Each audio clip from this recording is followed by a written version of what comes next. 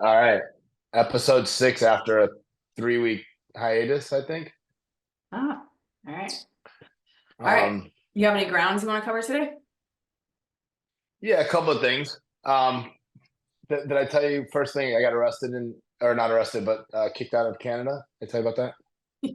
Yeah, that you couldn't get in. Yeah, and you were detained for a second. Yeah, that's pretty interesting. So tell me what happened. So you get up there and they pull you aside. Why? Yeah, I don't know. So, every once in a while I saw a car have to go left to like the station, and and I was just going there for the night, and I don't know. I didn't have like a convincing enough story, I guess. I didn't see it being an issue at all, and so uh, which I should have because of the way I look. To be honest with you, I should have known.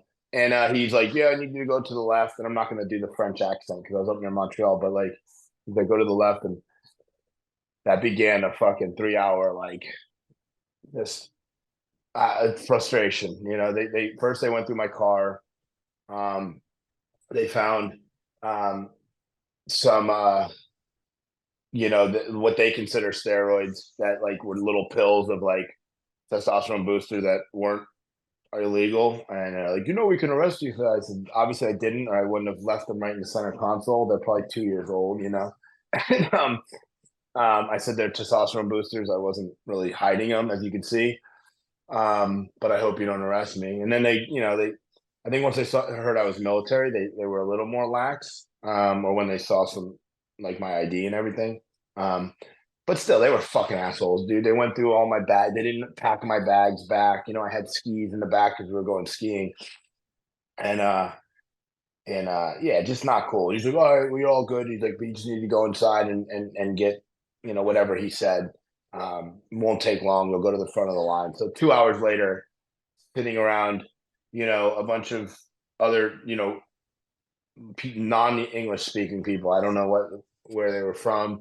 They probably got through, mind you. I get pulled into the back room, and then I go into a they go into an interrogation, and they're like, "Oh, you have quite the record," and they pull like we pull your file from the FBI. I said, yeah, yeah, I do. And they started reading some things off, and I said, "Do you have on there?" What's your Uh, attitude with them at this time, by the way? Nah, bro. Like, I'm smart. You know what I mean? Like, I know how to deal with these people. Like, I need. I was nice. I was like, I was a little bit of a dick to like the two guys that were searching my car because I could tell they weren't putting my stuff back, which I was getting anxiety over. But like, the people in the interrogation room, I knew like, okay, yeah, I know how to act. You know what I'm saying? But I also knew I didn't do anything wrong. So I'm like, what is going on here? And then, oh, you have a DUI in 2004. I'm like, yeah, 20 years ago, literally. And then I have a battery on a police officer, which was done when I was in the Marine Corps, and it wasn't even, it was knocked down to because it wasn't really like I wasn't like fighting a cop, and that got knocked down and was supposed to be dropped after 2 years. And then I got drug charges and a couple other things, but nothing in the last, in a long time. And so I said, did it mention on there my two deployments to Afghanistan? You know what I mean? Or any is that possibly in that my long history, as you say? And of course, no. That's when I started getting a little bit, chippy with them Yeah. because I could tell they weren't going to let me in. They're like, well, you could call your lawyer and get proof of that. I said, it's 5 o'clock on a Friday. Like, I don't even know if that lawyer is alive. It was 15 years ago. You know what I mean? Like, this is fucking ridiculous. And she wasn't being mean either. Like, it was her and then a guy standing against the door in case I got, Yeah. and she's like, oh, here's the number so you could reapply and for reinstatement to come into the country if you want to come again. I pushed it back at her. That's when there is zero chance you'll ever see my face again. Like, I wanted to say fuck you and Canada, and I never was a big fan of Canada anyway, and so now I have a reason. I Why I the whole country? I had no reason. Now I have a reason. So I was like, thank you, So needless to say, I had to turn around, and it was literally a not 9 hours, like three and change up there or two and change up there. Then I got stuck in a snowstorm on the way back. which was like three. So it took almost 4 hours, 2.5 hours in detainment. So it was a shit show. But it did kind of bring up some things of like even someone who's like literally living like my life now.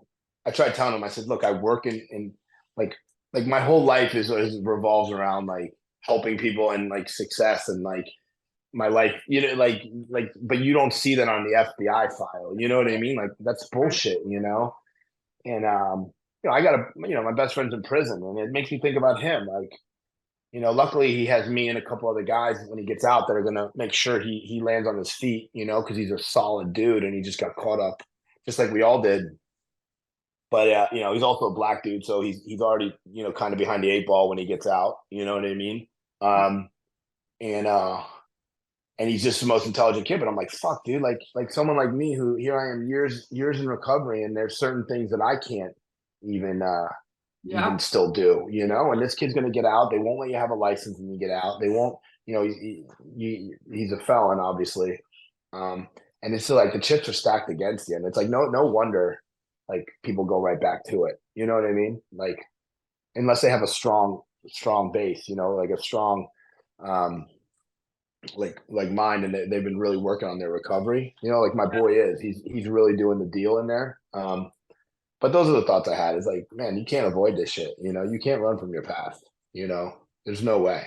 It kind of begs the question too. You can see the reasoning behind people that make decisions based on looking at people's past and who they are, what the type of actions they take, because we got to like make judgment calls for ourselves for safety reasons and all kinds of things. But to what extent or what degree do we supposed to stop doing that? And especially when it comes to matters of the law and legal things like this, because are we just manufacturing recidivism? Are we just is this just a factory for people to keep recycling through the system? Because in actuality, if you wanted to put all the elements in place for somebody to not have a fair chance, our system is the exact way to do it. So like, are we supposed to, like, what do you think the answer is? That like, here's something that's plaguing you that you didn't do anything, at this point to not go into Canada. I mean, what is the basis Yeah. that you want? Are they consider you in danger? Yeah, I don't know. I think they take DUIs very seriously, even though it's 20 Okay. years ago. I really don't know. It blows my mind. I've been to other countries. You know what I mean? I've been to a lot of other countries since this whole started. Colombia, Bermuda, like Europe. Fucking never had a problem. And it's like Canada, the one right there. It was it blew my mind. But I Yeah. think as far as what you're saying, like there's a woman who I'd love to have on here, and I don't know if she watches our podcast. She's been on like all these news programs, and she's really like knee deep in like working with prisons and people. She did like 10 years, and she's a lot of these organizations that are trying to keep people out of jail, and make it okay to get high and make it all legalize everything. And she's actually very much against that because what happened to her in prison and how she was able to find a purpose and recovery and all these things. In And in her take on in, what? pri- in prison, she found that. Yeah. Like she's a big proponent for like, if you need to be locked up, you need to be locked up. Interesting. But I think so. What she does, but so on the other end of that is she's really working with the prison system to, re. I don't know. I can't think of the word, but Amp it or when you go to prison, you get like rehabilitated to get rehabilitated. okay. And my buddy, for instance, Wendell, he's in a camp where they do help. They do have a lot of like recovery stuff and things like that. But I know that like he said it was like he got lucky. He won the lotto, because if he had been at some of these other camps, there's none of that going on. So I think it's a lot of times luck of the draw, and I don't know. I don't know the percentages of what is and what isn't. And I actually have talked to Ginny.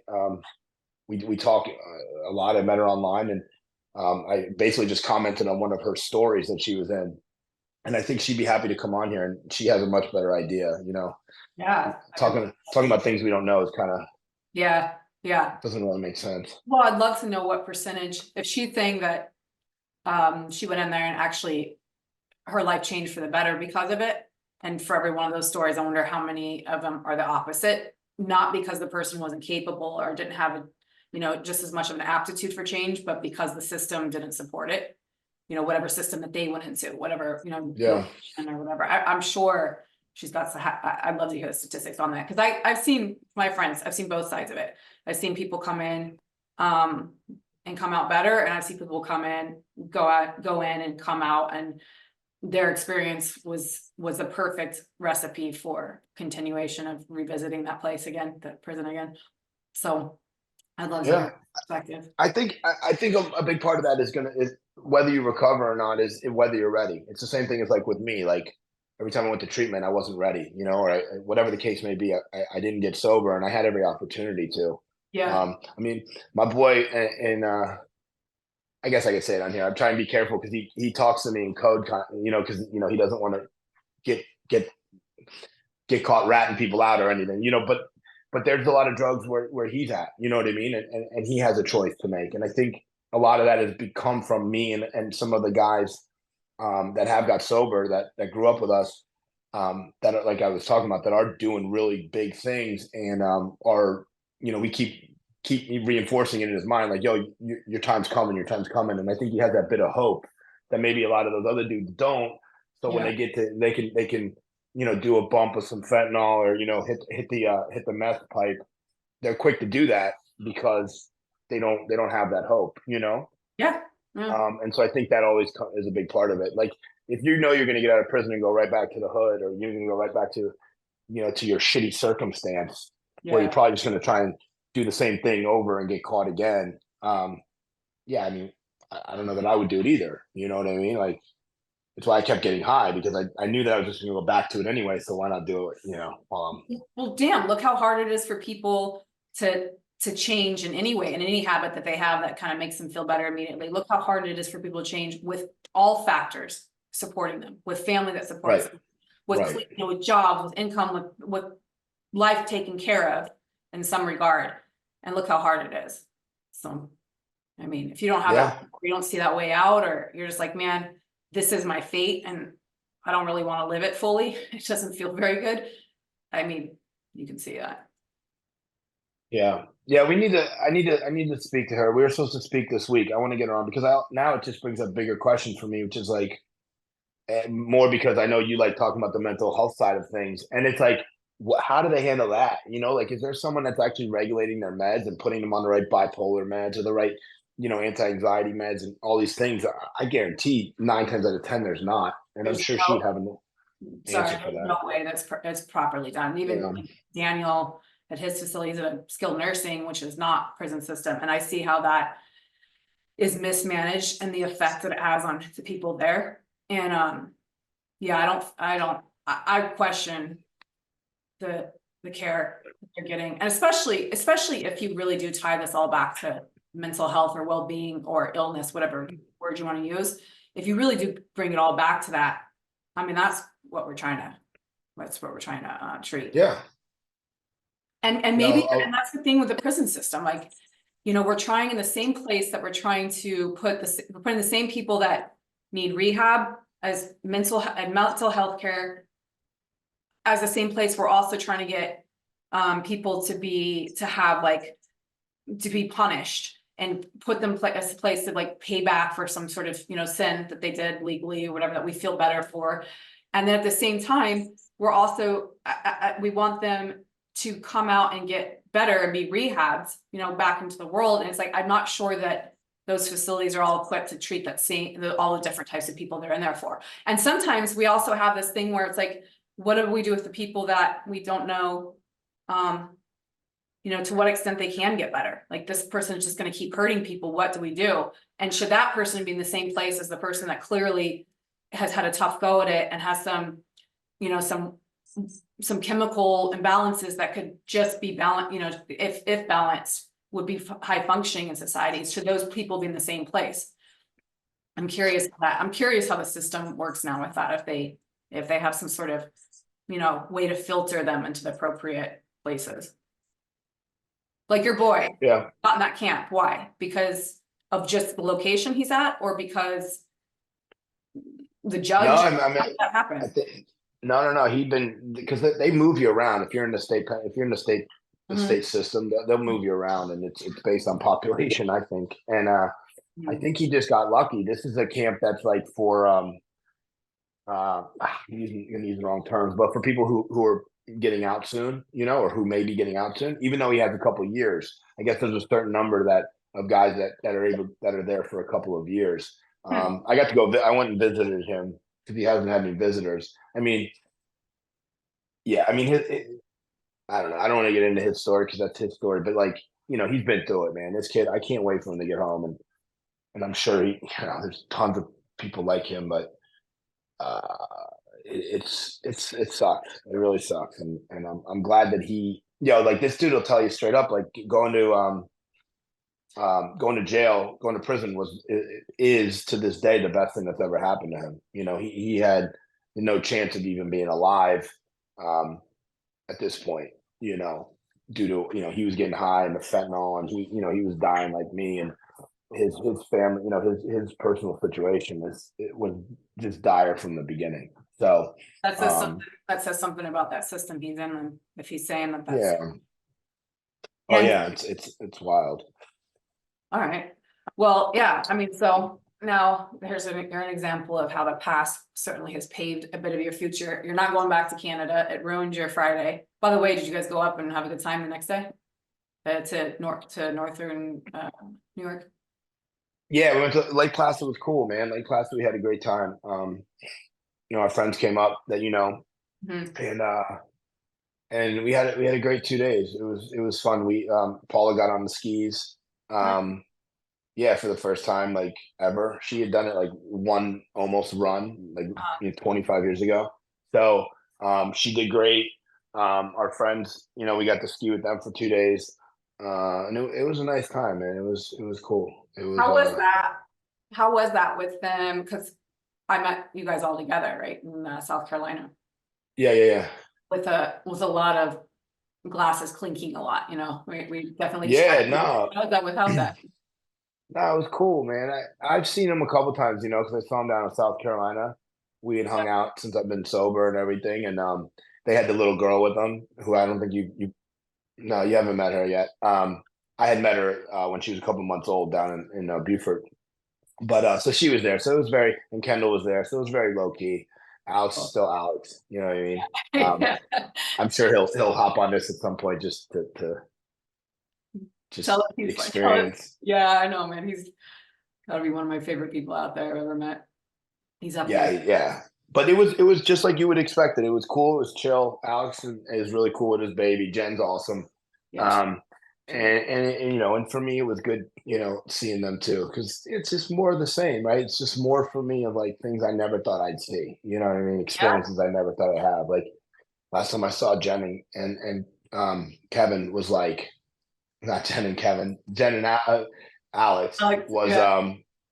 was I was so messed up in Beaufort. I remember I stopped by their house, and it was such a bad situation. Like to see them with their baby and to be there with Kendall and stuff was really cool. Nice. Um, Nice. That's cool. Are they in Charleston now? yeah, like just North Charleston. Yep. So, So I have some different thing that I've been wanting to ask. Again, it's gonna be, so tell me to take a hike if you don't want to answer. So do you remember when are the chunks of time in life that you were pretty sober or the most sober outside of now? um, give me a time frame. Like, Since, like what okay, year? Like, so you started getting high uh, at 14-ish, right? yeah, probably so. Okay. And then from there, it got deeper and heavier until you're partying nonstop. Okay. Yeah. And then was there a block of time between then and when you got sober 4 years ago that you were sober for a chunk of time? No, Military? no. I mean, look. So, I would say ever since high school, heavy drinking. Like I said, I started using cocaine at 21. Thought I would never do that because of my brother and everything like that. That whole dynamic. And by 23. I was like completely hooked on the. This is like 23 is 2005. 2004, Okay. 2004. I was when the opiate pandemic epidemic was going on and the pill mills. So you getting you know pills now they cost $40 or like $8, or if you had insurance they were like 20 cents. You know what I mean? And At so I got hooked on the 2005, I was already probably 3 years into my opiate thing. yeah Yeah. yeah. So by 2004, I was completely a slave to opiates, to the Mhm. perks, and oxys and roxys and all those oxycontin and roxycodones and everything. And that was by the time I was 24, 23, 24. I joined the Marine Corps in 2006, the end of 2006. So up until 2006, I became, I would smoke crack and just snort pills. Um, How did you go from pills to crack, by the way? Um, I would say it was more of like it's just a progression, from coke to crack. The pills. Yeah, but you gotta, me a little bit. Like I don't. Once I realized I was hooked on drugs and I was a drug addict, like it was no longer, an option to like half-ass it. You know what I'm saying? Like, granted, I didn't start using needles till after the Marine Corps. You know what I mean? It wasn't really around me to use needles. Yeah. But it was never an option to stop or to slow down since I really became physically addicted to the opiates. But Um, like, but like, didn't you, when that first time you smoked crack, did you think to yourself, holy shit, I'm smoking crack? Because it just has such a interesting connotation, the idea I of think the first time I smoked crack, I didn't know how to smoke it, and I was annoyed that I couldn't get high off of it, and I oh, was wondering if I could snort it because I didn't know how to like inhale correctly. oh, Um, okay. but I think I don't even remember the first time I smoked crack. I just, again, like, to me, I was always in this progressive thing where I would stay behind where my brother was. I think I've told you that before, Yeah, whether it yeah. be, shooting heroin as opposed to, snorting as opposed to shooting it, and always kind of staying one ring below him. Um, but this kid Bobby, you can call him Bobby Bananas. He's no longer with us. He was one of the first people that I smoked crack and actually felt it with. I can remember exactly where I was on the highway. And dude, it's the best fucking feeling. It is. There's no way to describe it. Okay, I got two things for you then. It's two thoughts that just got, or trains of thought that just got triggered. One, the idea that you're always staying behind where your brother was. That was the idea. Did you have in your mind like, well, I'm not that bad because I haven't gone this far as he has, kind of thing? Was that sort of like he was the crossing the line if you got as far as he did? Yeah, yeah. I mean, through as far as like I never wanted to sniff, never wanted to do cocaine because I thought that's what he was all strung out at. And as I got older, I realized he was doing hybrid drugs. He was using Yeah, IVs, IV, yeah, IV in the drugs and shit like that. So it was like always like he was always worse than me. I wasn't homeless. I went to college or started going to college, and he was 15 years older than me. You know what I mean? So he had plenty of time to like, kind of like he had a big head start on me. right. And I think that's what But people do in general. I think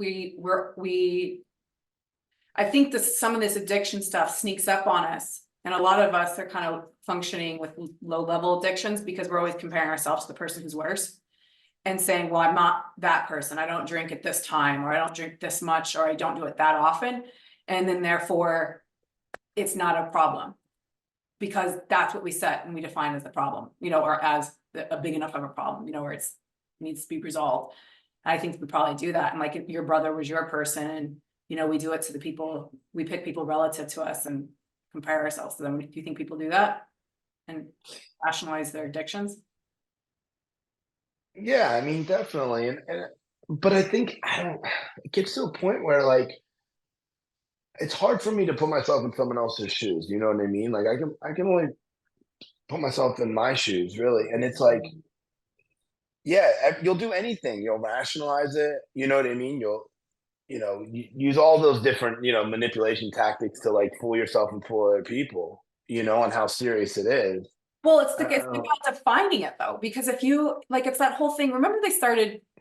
There was a time in which alcoholism was had a definition in my mind of like the guy in a movie who was stumbling at home, coming in and maybe yelling or hitting somebody, or like couldn't make it to work or getting DUI. So that's what I thought of an alcoholic. So never in my mind, whenever I started drinking, because drinking was nothing, and then it became something, and then it became kind of everything, you know. But at some point at the end there, and meaning everything is the way I dealt with everything. So their alcoholic never crossed my mind, or addict never crossed my mind, because that's what I was comparing it to some Hollywood rendition of it.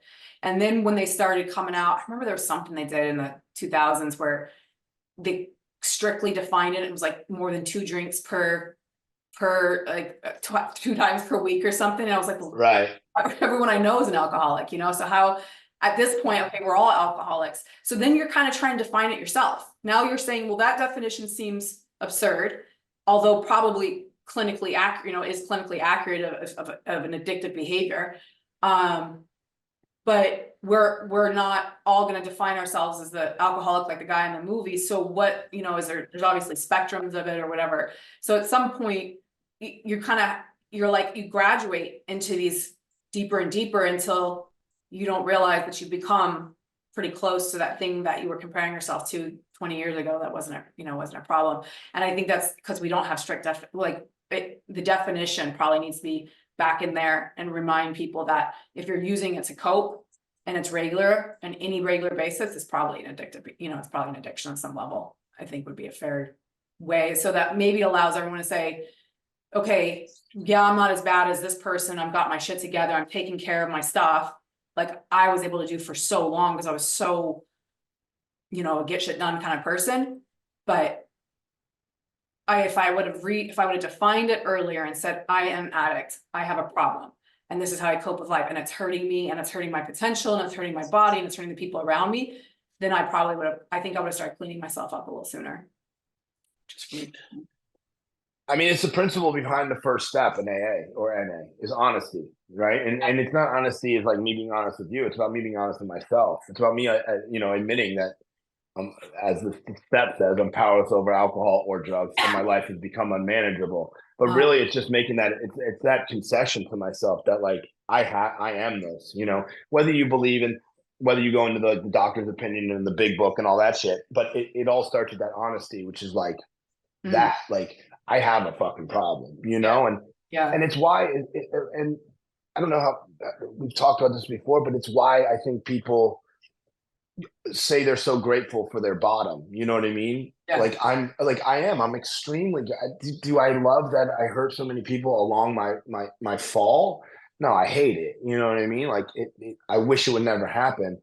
Now there's how do I deal with that too, right? Do I let that eat at me, or do I, like we've talked about, do I use that to go harder? You know, help more people. You know, be more involved in the world. You know, Right.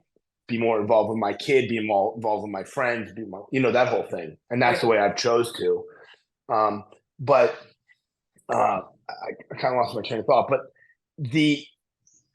I lost my train of thought. It's okay that the first step is actually about the honesty, or that with yourself. Right. Yeah, and like so that's what I'm saying. Like I have such gratitude for that's what I was saying, for the bottom that I hit, not because of the wreckage that it caused, but because I'm alive, which I don't really think I should have been, you know, and I had no further down to go, not physically, not spiritually, not mentally. I was at a bottom. It was die or but, you know what I mean? It was get better or die, and it was like give this a shot, or it couldn't have got any worse. And I'm not talking about physical, because I had all the physical things before. It was all the other physical, mentally, and spiritually. And I'm grateful for that, because I had nothing to do but try and get better. Yeah. You know, I think a lot of these people like you're talking about, as there's levels to this shit, as they say. Yeah. Well, because that's the shame in it, though. That's the shame, the sadness, shame that it's sad. Because remember when you said it was a spiritual bottom that you hit, because you'd already hit your physical bottoms. I mean, when you die, it's probably physical rock bottom, right? Correct. So and you'd already been there a couple times. So you hit a spiritual rock bottom. And so that is a relative thing. And for you, it seems like, and we'll get into this probably next time or some other time when I can ask more questions on it, but it seems like this is like, because it's relative, because it's whatever the person thinks their life can or should be compared to where it is. And you got so far, yours, I don't think you have maybe an idea what life could feel like, how good it could feel, how good it could be. So you could go a lot farther down spiritually from that difference between where it could be and where it is, because you didn't have a really, clear definition of that. For some people, it's like, man, I know life can feel like this or feel like good, and this is just what I'm doing doesn't feel that good. It doesn't feel right. I feel like I'm weakening myself. I'm not handling life. I'm not feeling it fully. I'm not doing everything I can. So they clean it up sooner because they hit their spiritual bottom. They hit because they had a different definition, which I think comes to also helping people see how good life can feel and be. Hey, look, there's people, man, when they lose, yeah, for sure. Like, there are people that like when they lose a relationship, they like, man, this drinking thing's got to stop, and they stop. Right. Right. Right. Now, do they do like AA or something to stay stopped? I don't know. And some of them do, some of them don't. The ones that don't, to me, I believe, just got caught up, and they don't have what I consider to have, right? Which is, again, I go under I believe I have a threefold disease that's talked about in the big book. It's why I relate to it. And I don't think I could just stop. So people like me, we can't just have that bad relationship or, lose then you have to be a husband or a wife, lose a partner and boom, you know what? It's enough to snap me out of it, or lose a job, or, get in trouble at work. Sometimes people can snap right out of it. Yeah. And I think conversely, some people can go on, like you were saying, like they can be productive, they can be functional. And this is, again, why I'm so glad that I couldn't do that. Yeah. Because my belief is that those people are missing a lot of life, man. Like, and I'm not saying, and I would never say it to them, because they're like, shut up, bro. You just, you're just mad you can't do what I can do, which is drink every night, And it's like, I am so, and you could probably attest to this too. I'm so fucking grateful that I don't have to drink every night. Like if I had to drink every night, I would. Like, I don't need to. And that's the thing that people understand. Like, early in recovery, like, yeah, it's hard, right? It's not hard anymore. Like, I don't want to drink. Right. And if I did, my first thought is, why do I want that? If I have these thoughts, what did I miss? Right? In my whole, like, my step process and my recovery, if I start feeling like that uneasiness again, and that discomfort, and like restless, irritable, and discontent, like, I need to look at that, because it's not that I want to drink, it's that something else is going on. Mm-hmm. And it's like, I get the question all the time, and like, what do you think about people that smoke weed in their recovery? I'm like, I could give a fuck what they do. If you could smoke weed and be happy and be a member of society, and like, yep, all power to you. My opinion, why are you smoking weed? You know what I mean? And again, it's not a judgment. Like, dude, like, I'm very clear of who the fuck, where I go. And I'm not saying that people can't drink. I was with Alex and them, they drink. Like, bro, Alex is doing great in life. Like, it seems to be working. Do it. Continue to do it. Like, we got along great. There was no issue. Yeah. But like, even now, we'd ask him or ask anyone else, well, why do you feel you have to do that? If you want to know. Otherwise, I'll keep my fucking mouth shut. But if you're going to ask me, I believe that there's another level that you could get to where you don't have to do that. Right. Yeah. That's just my opinion. You said it perfectly. You did. Yeah. I operated from the outside world fine as a whole with alcohol. I mean, by all definitions, I exceeded, what a lot of people want to do in life. So from that perspective, but internally, I knew what I was capable of and what I wasn't doing. And the reason why I wasn't doing it is because I wasn't letting myself go through the pain, the suffering that's necessary to figure out your issues, so that you don't keep revisiting that same thing that causes you pain again, right? I never felt bad enough to fix it. Because, if you're socially awkward, for instance, and you have a drink every single time you go out, when are you gonna figure out why you're socially awkward? What's that unrest, that's fear, that discontent that you have going out? What is it? Is it because I'm not connecting with people? Is it because I feel generally rejected? I feel like people are judging. What the hell is going on? Until I stopped drinking, going out, this is the first time that socializing has been fully satisfying to me also, which is wild because it's been a frightening thing. And that never would have happened unless I hit my spiritual bottom of I can't drink anymore and do what I want to do in life. They don't go hand in hand, they're the opposite. You can't be strong and have humility uh, and authenticity. You can't do those things while also making it so you can't feel the bad parts of that, negative parts, the things that make you stronger. You can't do that. And that's what I get, or you can, and all power to you. But yeah. but what you're saying, what I'm saying is you're missing something. You know what I mean? Like, There's it can't be fully though. How could you fully having the human experience while also limiting it though? How well, you can't, but unless it's the same thing as, like, unless you're willing to admit that and you're willing to see that, then what the fuck yeah, is the point? Like, I'm not going to keep beating my head into this fucking wall trying right, to tell you that there's a better experience for you. If you're happy with your experience, right. you know what I Yeah, mean? yeah. And for a while, and it does feel good a lot of times, until you feel it, until you realize that something else is out there. Crack. Let's go back to crack. So I speak for probably a lot of Fucking, people I out love crack. there. What the hell does it feel like? Can you Yeah, compare I can't. the drugs I've done?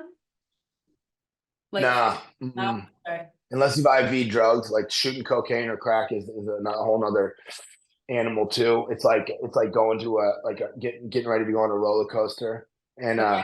So you high. know, God forbid we ever get big and people snip this and say it, but like it's the greatest feeling in the fucking world. And these people that say it's not, they were doing the wrong thing. It is, dude. It is a rush that you can't compare. And knowing that and knowing how awesome it is to me is why I will never do it again. And it's why people are like, dude, don't say that. And it's like, motherfucker, that is exactly why I won't do it. Because I'm not in some sort of, I'm not trying to play that game of like, oh, it's not that great, or like my worst day sober is better than my best day high or something. Like, bullshit, dude. Like, that shit makes you feel better than anything on this planet. But once I do it, I can't stop. That's always my second thing, right? It's the best feeling in the world. I would do it right now if I could do it once. The problem is, I know for a fact that I can't do it once, because not only do I love it, my mind loves it and my body loves it. And the minute I put it in me, I am stuck in that spiritual hell, and it's going to get bad real fast because I want more, and I will not stop until I'm at the bottom. And that's just my truth. But it all starts with, it's a fucking sick feeling, dude. It's a So, sick feeling. so let me ask you something. So you've dove out of planes, right? Or no? No, hell no. And I No. won't. I have no desire to. I was wondering if there's any, like, are you an adrenaline does it feel like adrenaline? Some part of it Yeah. adrenaline? Okay. It feels Like, like every part of your body is just to the top. And you literally feel it that's right not to the enjoyable top. to me though. See, to me, that Huh? sounds, there has to be a component of tenseness or something to it. Don't you want to take something to sort of take that down a notch? You got to pair Yeah, it. then I shoot heroin. Then I would shoot heroin or Obviously. sniff heroin. Right. You got to have they call it landing gear. You got to have landing gear. If you once you here's the thing, there's people that'll smoke crack and never have to do a downer because they never experienced it. You know what I mean? Once I got to a point, and I'm not speaking like I'm the only one. I'll say us, the people that I rolled with, right, in the streets and things. Yeah.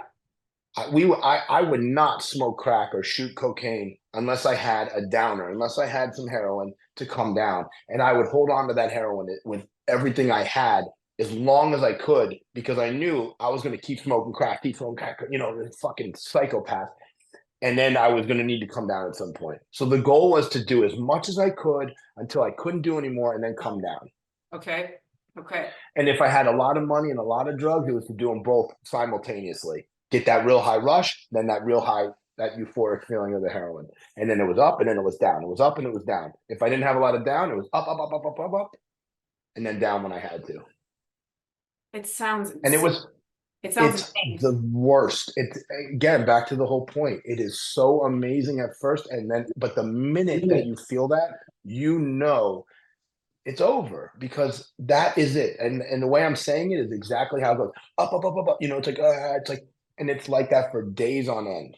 You know, I was the guy, yo, 6, 7 days. Don't even talk to me until we're 6 days into this thing. And I don't know where I am. I don't know if it's light or dark outside. Probably don't know who the fuck you are.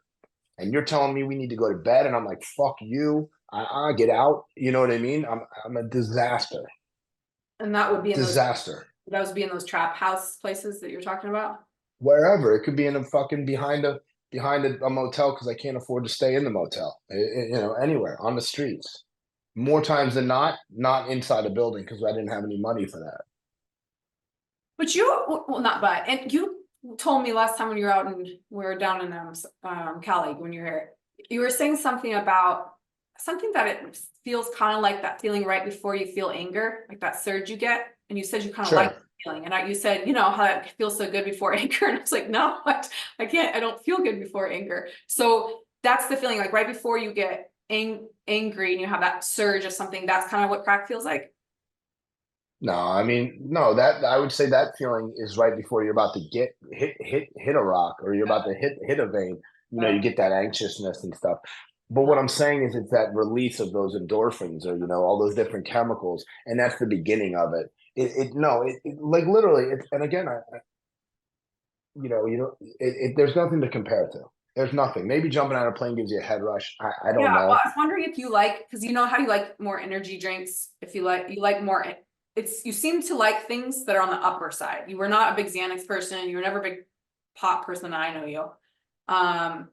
So do you actually, if you didn't have like a bunch of energy drinks, if you wouldn't work out as much, if you didn't do things that raise your energy level, would you say you have a lower level energy? Now, like sober, Mhm. I mean, I can go to sleep like that, but I'm also up at 4:30, 5 o'clock, and I'm going till the end of the day. Yeah. But you can ask Paula, if I lay down, I'm going to bed right away. She'll hear me like my sleep apnea kicks in immediately, you know? So I don't know. I don't know if I am a high energy guy for sure. But I love uppers, but I Yeah. always needed heroin. Like without obviously we're talking before, right? Like now I love sitting in silence. I can sit in silence, but like the reason I needed heroin. I loved the rush of the uppers. I needed heroin because I needed to quiet this. I needed to stop the racing thoughts, the hypervigilance that I had been accustomed to. I had to come down, and I wasn't coming down on a beer or a Xanax because the euphoric feeling that comes along with the heroin, and then obviously then you get addicted to to the actual physical addiction to it. I had to have that. That was a no. Again, you could put a bunch of crack in front of me. If I didn't have any dope, like that crack's gonna stay there until I cop some dope, or I'm gonna trade a little piece of crack for some. You know what I mean? I'm gonna figure it out, and that's been the experience of everyone I know that's gotten to the depths that I've gone to. Um, All right. but the one thing that's for sure is no matter how good it feels, the second one doesn't feel as good. That's the Right. other thing. Great. You're chasing that feeling and you're chasing that feeling and you're chasing that feeling. And the truth of the matter is, the feeling you won't get it again. You know what I mean? You're just chasing that feeling. What's And back heroin? to What would you compare heroin's feeling to? just a warm feeling, man. It makes your whole body warm and Yeah. it just stops everything. It's almost like time stands still and like all your worries go away. It's another reason that, when I was you're not gonna the uppers, the crack, the methamphetamine, because I was doing meth in Texas when I went out to Texas. They didn't have good crack. So it's like all methamphetamines, and you're trying to, that didn't quiet the mind, obviously. That made it all it's just wild, you're just wild. But like it's always comes back to that dope, that the quieting of the mind. Because inevitably what I was searching for and what a lot of us are searching for is peace, right? Like peace of mind. Like that's like I got this tattoo way before I got sober, so it's giving me peace. Like that's what I was searching for. That's what we're searching for. Now, grant and it doesn't make any sense when we like after how I just described the uppers and the you know, the crack and all that stuff. But at the end of the day, man, it really is. It's this inner condition that like I can't fulfill. And so I'm doing everything I can to like be okay. And you know, you get into this, like I said, the uppers, and you're trying to just, you know, you kind of play God, really, is what they Yeah, say, yeah, you know. definitely playing with your Um, chemistry. you know. So heroin's like, it sounds like it's like an opiate just on steroids, just dial turned Yeah, up. yeah, yeah. That's all it is. Yeah, yeah. I mean, Okay. look, if you didn't have you know, when I was shooting dope, if they didn't have dope, I'd find a, you know, you could get a Roxy or, you know, like um, morphine pill, whatever will break down. I mean, it's going to give you the same pretty much high. You know, some of them have legs, which means they last longer. Some of them are more of like Dilaudid have no legs, right? And what we mean by that is like you're going to get a good high, but you know, it's not going to last more. You know, you're going to start getting dope fit quicker. You know, so but the same type of high. You know, And it's then pharmaceutical. crack and speed, the difference in that feeling would be what? Like speed is in meth. Yeah. I mean, smoking them are two totally different things. Shooting them is like a different, like kind of like euphoric feeling in the two. Okay. Um, yeah, it's it's It is, it yeah. is, Well, it is wild to think about the desire for peace in these things that are, that can only really lead to the opposite of it. But I do wonder if at the very moment, it is sort of like if your pendulum's one way, you don't realize it. Maybe you actually were like low level and things, and you crave high level. And so it was actually your most extreme opposite to way to feel when peace is sort of, if you think of peace as sort of a harmony or balance, that maybe you were so in certain ways low. Like it's hard to like really like be excited about life and look forward and be into it and want to participate in it if you don't actually have enough of those things in your mind to make you want to, like the chemicals, your neurotransmitters. So in some weird way, you were actually supplementing your body with maybe what it was craving, that you didn't have alternate ways, or you didn't know of alternate ways to produce in your body or to level out. And so you, in a weird way, were trying to achieve peace by just balancing out what you were missing. You know, didn't like, is it possible like you just feel like, so like, would you ever get depressed? Let me ask you that. Have you ever felt depressed before? no, I'm not a depressed person. Hmm. I'm not a. I mean, look, man, when you come down or when you're sitting in rehab or whatever institution, psych ward, you know, like, yeah, there's, I mean, depression because you're, first of all, you're just completely depleted. You know what I mean? Like, of course. Look, you know, something you said earlier, maybe this ties in like bottom. And I just thought about this, like, you know, you haven't reached a physical bottom if you're still alive. Right. Right. And we used to say that, like, my sponsor used to tell me, like, hey, if we're still breathing, we ain't hit bottom yet, you Right. know? And I'm like, there's truth to that. But really, man, honestly, I don't think death would have been a bottom. Like, dude, death, ask any of us, man. Death is easy when you're that far, you know, when you've lost everything, when you're strung out on these drugs, and maybe you hadn't even lost anything, but you feel like you did. You know what I mean? Like there's again, you're spiritually dead inside. Like death isn't, man, like and you can ask anybody, like this kind of something I want to talk about too with like fentanyl now, right? Like fentanyl's everywhere. And you could tell us like fentanyl's gonna kill us, right? Like fentanyl's deadly. So many people die from fentanyl, and it's like, and then offer a dope fiend a bag of fentanyl. Like, you think they're gonna pass that up? Like, Right. fuck no, dude. You Right. know, when I got sober, we were just the fentanyl was just starting to kill everybody, and I knew it, I've shared the story before. Like I knew I bought 3 bags of the yellow bags. I can remember like it was yesterday. It was me, this girl, and this dude, and I bought 3 yellow bags. Gave him a bag, I got a bag, the girl got a bag, Yellow right? bag. What's yellow bag mean?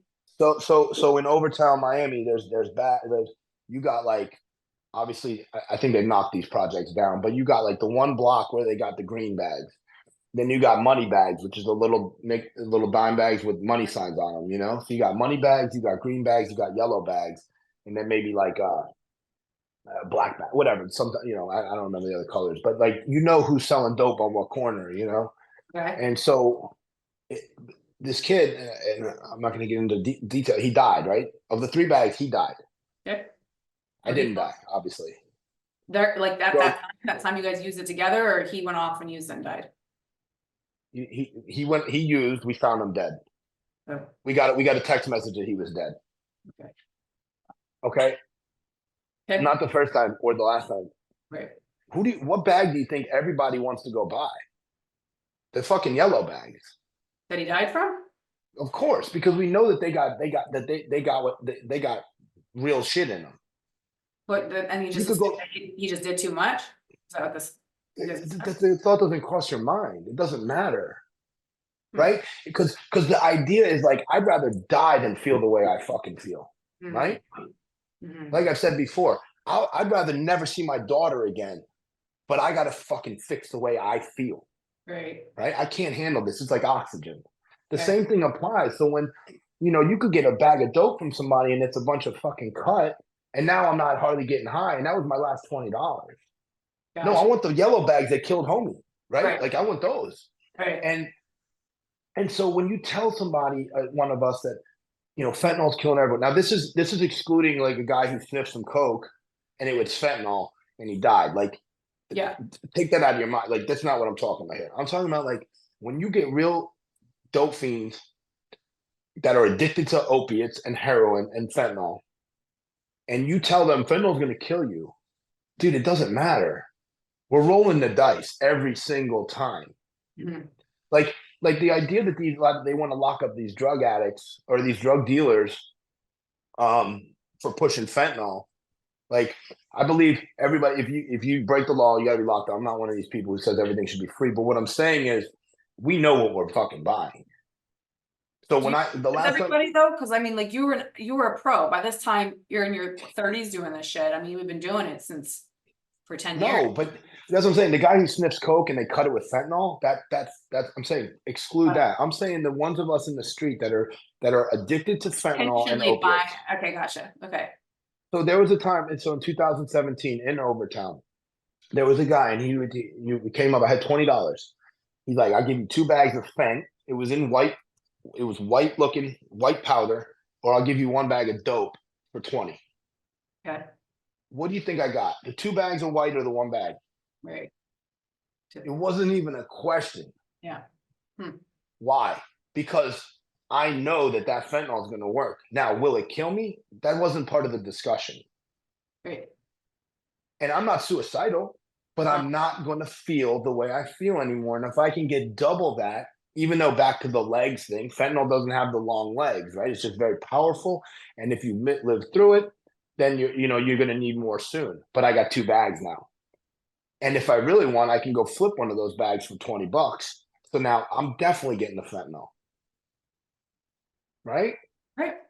I mean, it And guarantees to alleviate the one thing that you don't feel. that's all that matters, Jen. Nothing else fucking matters. It's Yeah. I can't feel the way I'm feeling anymore. And I will do anything to not feel this way. Give up my kid, give up my wife, give up my house, give up this, that, the third, give up my fucking life. I'll roll those dice. I'll take that chance 10 out of 10 times. And I did. And 6, 7 times, what happened? That's when I would end up in the fucking emergency room. Never once did I die of a fentanyl. Was I brought back to life by accident? You know, I think when people listen to this, they're gonna think, God, I can't imagine not giving a shit if I'm gonna take something that could kill me at that moment. And things are always very obvious when they're immediate. Like they're immediate and big. Like the consequence here is like we're talking about fentanyl, we're talking about possibly dying the moment that you do it because you just want to alleviate the feeling that you have. But how many of us on a smaller scale do that in some capacity daily in our lives? How many of us say, I can't feel the way that I feel right now. I don't want to feel it. So, whatever, subconsciously out and go and eliminate that feeling with one agent, one thing or another, one habit or another that is destructive and going to bring them to death closer or going to make their life or the life themselves or people around them worse. And we do that trade-off all the time to not feel the way that All we the feel. time. You're absolutely right. We're just talking about I'm the extreme. I don't, not me, my people. We are the extreme. Again, I don't want to sound like I was like this worst drug. I don't believe, you know what I'm saying? But Oh, like yeah, no. that's it. What you're saying is exactly true. It's there's again levels to this shit. But that person that is doing that, knowing that it's going to cause negative repercussions in their life, whatever they may be, is going through the same thing on a different level. Yeah.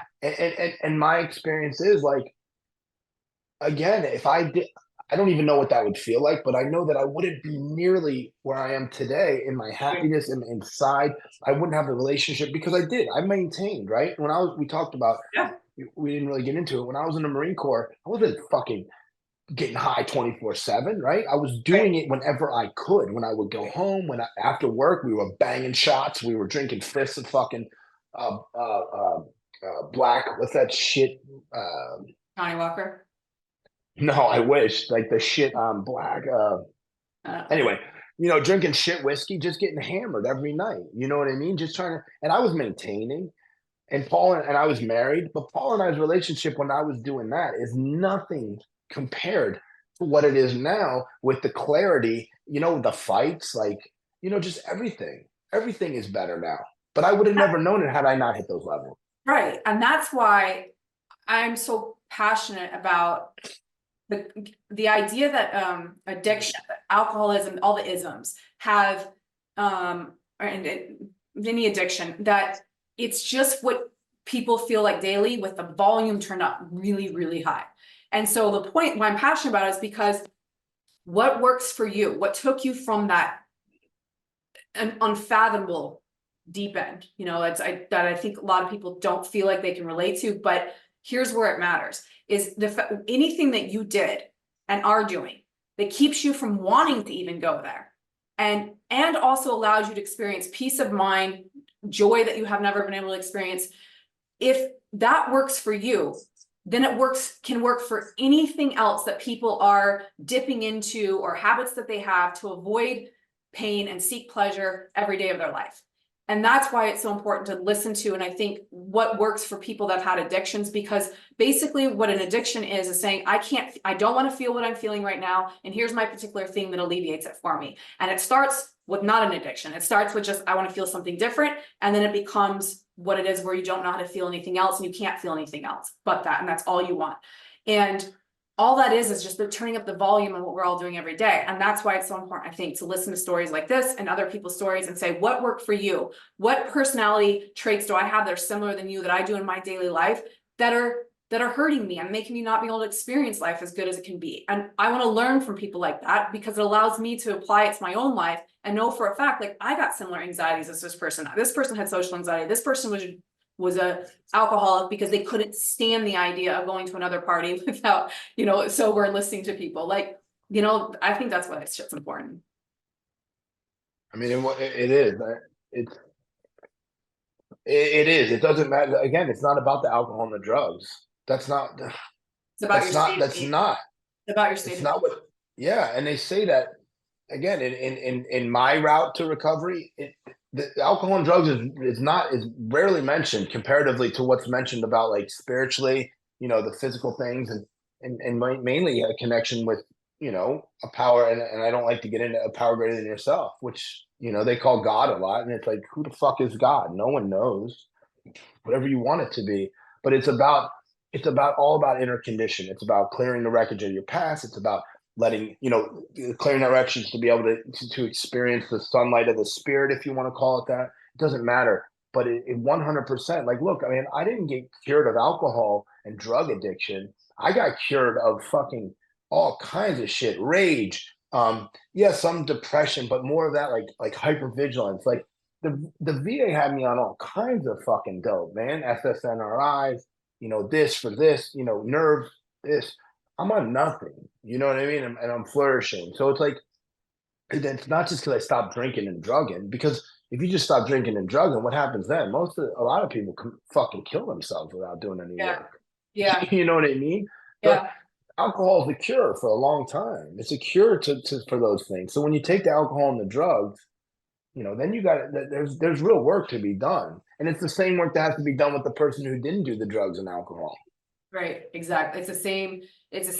Like, there was never a time in which I spoke to you at various times of our different paths and addictions and stuff, that I would think to myself, when you were like trying to help me, that I would think to myself, well, that doesn't apply to me because I was never as bad as you. I knew that that same really that internal like turmoil or that lack of peace is the same thing that drove you. And it was the same thing that was driving me. I knew that that was our common thing that we shared. That's what we all commonly share. And so I knew that whatever helped you, whatever it was, whatever words that you told yourself, whatever things you learned, whatever you came to awareness, I was always happy to receive because I knew that that's where we met, was in the depth of like where your soul's at, where it was just not well. It was like we're all soul sick and we're trying to cure it with something or another. And I knew that that was our commonality. And so it was always applicable to me, no matter if you were talking about what helped you get off of heroin. I knew what really helped you get off heroin was actually what kind of cured your soul. And so that's why it was relevant to me. Yeah, because without a solution, I can't sit by myself and those voices come back, you know, and all these things that we just talked about start coming back and coming back. And if I don't have a solution to those, then what? I mean, it's human nature. I'm going to go back to at least what works temporarily, Yeah. which would be, you know, a drink or this or that, and inevitably fucking making a choice between fentanyl and dying and fucking, you know, feeling like this. That's where it always ends. Yeah. You Yeah. know, Well, you know, it's why. go ahead, sorry. No, it's why too. Like, I'm a big proponent of abstinence for one reason. You know, there's a lot of harm reduction things going on with like these Yeah. things like Suboxone that and yeah, I do have a personal experience with that where it didn't work for me. So I am very passionate about it. But like, if it works for someone, it works for them. But like, my thing is like, if you need to be on Suboxone or methadone or one of these things, you know, I think we're not getting to the real solution, right? We're still giving you something, a crutch. And it's been my experience that when things get tough, like that crutch goes away and the drugs come right back. I don't know a lot of people who have like gone 20 years like on a methadone taper, you know. I think those things are good temporarily, until we can get you to a space where you can start to like see the solution and Yeah. and uncover what's really going on. Yeah. And for me, like, you know, they just throw people on that shit now, you know, and then, oh, just throw them on this fucking harm reduction. Oh, he's staying alive. Motherfucker, I don't want to be alive and a zombie. I've been that. That shit sucks. And it always led me back to drugs because you know why? When I was on all those psych meds, I wanted to feel something and I couldn't feel shit. And I fucking hated it. Yeah. That's like that. My thing was always having real racing thoughts, and I have an attention variant where I can attend to a lot of things at once, and I'm constantly looking for solutions and piecing things together, and I could never quiet that. I mean, I always felt guilty because I wasn't doing something with my solutions. I'm like, I could do everything, and I just wanted to quiet down and slow down. I looked forward to the hangovers because it dialed everything down enough to where I could just, I don't know, have some mental peace. I didn't get headaches. I would just kind of have like I guess what people call brain fog. But for me, it was peaceful because I didn't have all that Yeah. agitation of like that. I don't know. And Yeah, they it's tried fucking, with different that's medications. insanity. Yeah, and they tried with different medications to quiet that, you know.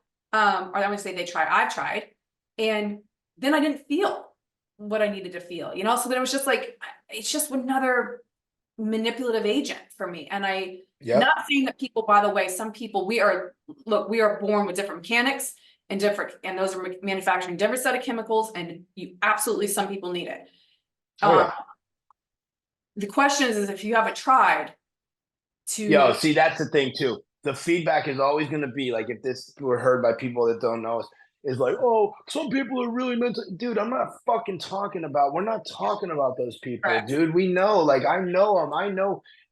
We're not talking about the people that are like seriously almost handicapped. I don't know if that's even allowed to be No, said these days, but no, are I think so. handicapped. Yes, I do. Yo, My brain does not work right sometimes. I know that there's chemically, I need help sometimes. I am not taken away from that. The thing is you're trying to feel whole, which is where the peace comes from. And anything that's filling in that hole so that you can feel whole, anything that's filling that in, that is coming from outside of you is not sustainable.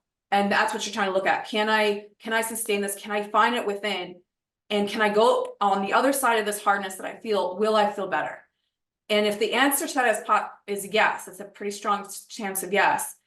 And you're not doing those things to help make yourself feel better. It's like I hear people say, you know, I don't feel good today. I'm like, well, did you go outside? Have you had sunlight? Have you eaten Have you worked Right. out, moved your body? Have you socialized? Have you called anyone? It's like, if the answers to all of that are no, I'm like, well, that's how you manufacture feeling like shit. I mean, that's a good way to feel like crap, is to deprive yourself of everything that actually brings peace and joy and makes you feel alive and whole. And so if you're not doing those as a baseline, and then you're going right to, a chemical to start substituting for you so you feel better, that's kind of what we're talking about, I think. Right. I think. Yeah, you're not giving yourself. I mean, you got to try. You got to look. You got to experience it. You know what I mean? Like just to jump on another med, like you don't know. You know what I mean? Like plus around our age, like you already know, like if you had some sort of chemical deficiency or or some sort of issue from birth or whatever the case may be. Like we're not talking about that. It's just there is we all deserve to like experience like that peace, and we all deserve to like be able to get to that point without any type of substance, because that's more of like a synthetic fucking peace anyway. You know what I mean? It's not legit to me, and if it is to you, that's fucking cool. Again, I don't. That's the thing too. Like you hear bits and pieces of this. I don't give a fuck what someone does, dude. I do not. Like I've never met one person, but if there's someone that can smoke crack on a Friday night and be good, man, hey, that's awesome. I don't want to know how you do it because I know I can't. But like, if you want to do this, it doesn't fucking matter. But if you're continuing to feel this type of like anxiety, or like you said, like if you're drinking all the time and you still have a great job and everything and you're still miserable, well then maybe you want to look at that. You know what I mean? Because like money ain't the fucking answer. You know what I mean? Like what's up? You know. But to each his own. Again, I like mean, yeah. There's also, dude, sorry. do whatever you want, bro. But I'm telling you, if you want the freedom, it is there for you. You know what I mean? Like there's we can level, you can get your levels, to a spot where like, yeah, if you have to be on those meds, but you're not like playing with it. You know what I mean? You're not trying to take two, you know what I'm saying? And to feel a little better, it's Yeah, you're not that trying to shit never ends well. bring yourself to elation or constant pleasure. Like that's, you're manufacturing, like you said, it's like an artificial joy. Yeah, I got to talk to my guys all the time. Like some of my buddies are, that are, maybe a few years behind me in this process, and I'm constantly like trying to tell them like, bro, what you just described is fucking life. You know what I mean? Like, Yeah. like it's not because you're an alcoholic that you're going. This is life. You know what I mean? Like the girl, if a girl, like, oh, I got this issue with this chick. It's like, dude, that's life. Like we're not supposed to always be elated. That's what drugs do. You know what I mean? That's why we're on drugs. Like this is just live life. It's okay. Like you don't have to be here because then you're going to be here, and then you're going to be, trying to get back here, and then it's like here we are again. Here we are. That's an excellent point. That's a big thing I think we don't do, is accept that part of the human condition is the variation. And that if you had this option, if the universe, God, whatever you want to call it, this power asked you if you'd like to come to Earth and be in a body and experience it, or you are not. But if in order to come, you have to experience everything that a human being can feel, and you have to experience that full spectrum of it at least once.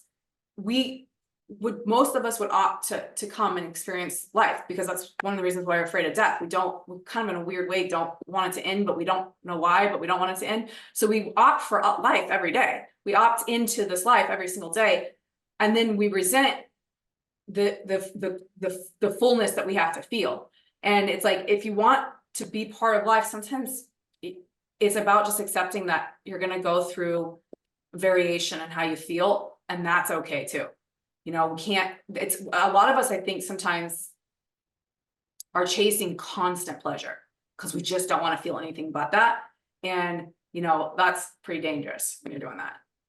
Yeah, that's called drug addict and alcoholic to me. That's what that is, right? It's Or like constantly food trying to addiction. change the way. And food Yeah, addiction. whatever, right. Yeah, Sure. That, yeah, it's called addiction. It's called addiction. You're yeah. trying to chase something It's not sustainable, and that's when the consequences start coming, right? Like I can chase it, I can chase it. Now the consequences start coming, and I continue to keep chasing it.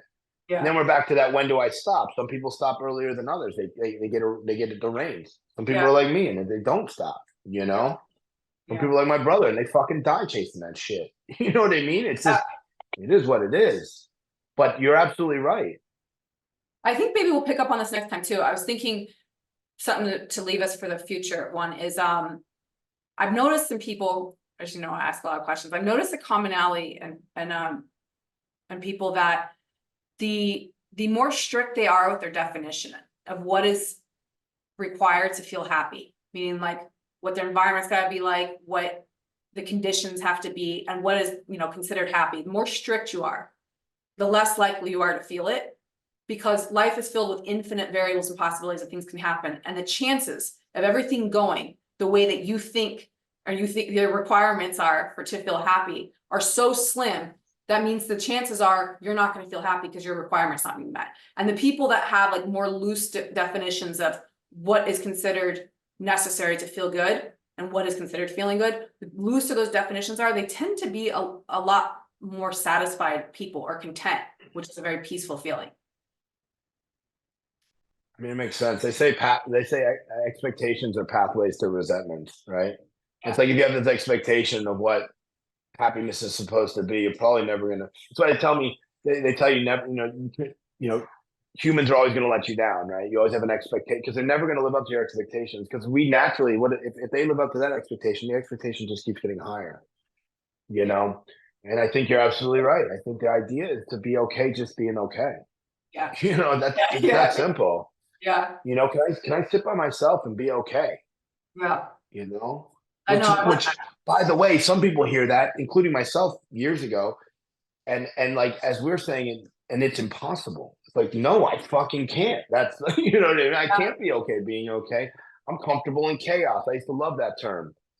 I've been to Yeah, combat. I'm comfortable in chaos. And the truth is, I was, right? Like the Marine Corps was chaos constantly. My life was chaos constantly. I became comfortable in that, yeah, right? That may be why I chased the uppers too, right? Like that, I had peace in that because that's the only place I felt comfortable. I felt like normal, yeah, you oh, know? So when you give me a peaceful situation like my daughter and, sitting there with my like beautiful little family, well, now I feel completely out of right. place and there's Yeah, no peace.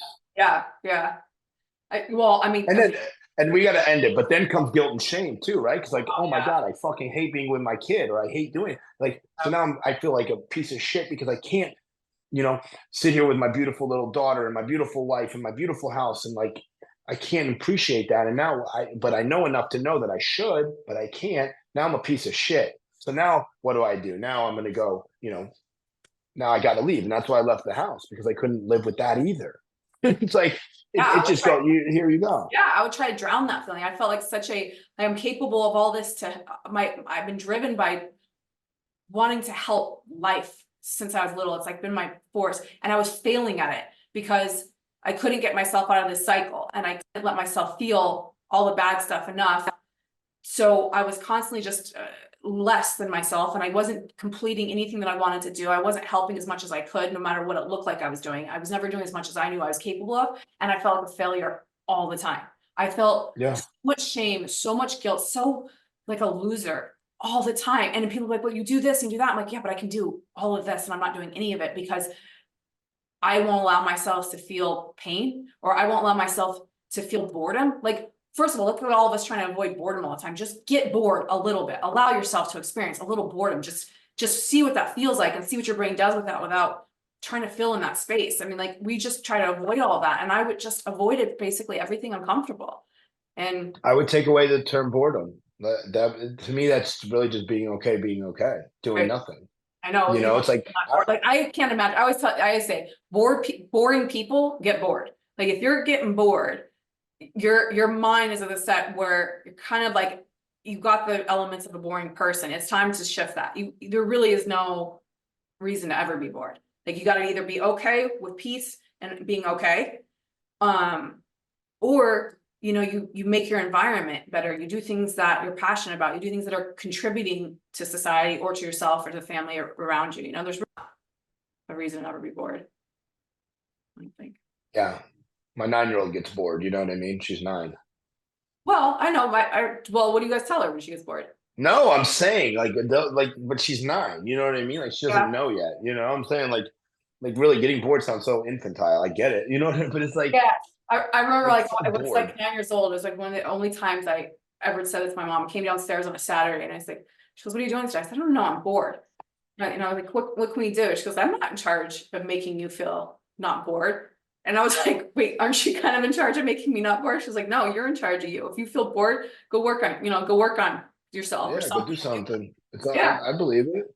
yeah. And then And, I'm out. sometimes the working on yourself is sitting there and being okay. Sometimes the work is sitting the fuck down, but it's not boredom. It's actually work. I never, You know what I mean? I was never bored again. I went up to my room, I got lost in my imagination, made something and went out. And I just think that's, anyway, point is allowing yourself to feel that initial, what you call boredom, is how you come out on the other side of being okay. Anyway, Yeah. let's wrap it up. All right. All right. That's it.